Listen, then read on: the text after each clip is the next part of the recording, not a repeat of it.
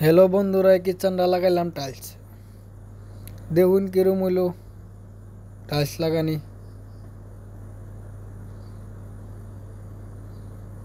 এটা হইলো এনের বস্তু আনি থইব, আলমারি সিস্টেম বানাইছে আর কি। কিচেন স্ল্যাব লাগানি হইলো গ্রানাইট। ফুলও আরও লাগাই দিলাম। ফুলওয়াটা কিরম লাগলো এটা হইলো করিডোর।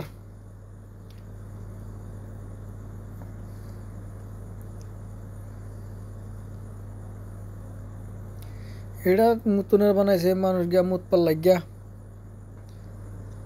এটা তাই মুত লইলো বেহি গিয়া মুত পার লাগিয়া বানাইছে আর কি, বুঝলেন না।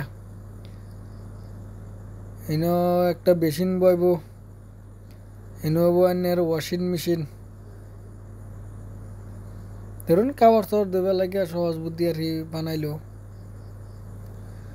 এটা গোসল করবার লাগিয়া বানাইছে বাথরুম।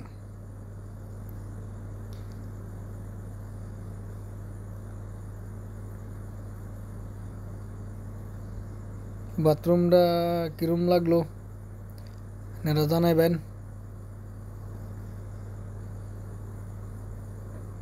এটা হইলো এর আগাছাগা লাগলে আর কি এটার মধ্যে যাওয়ান লাগবো আর কি, বুঝছেন না।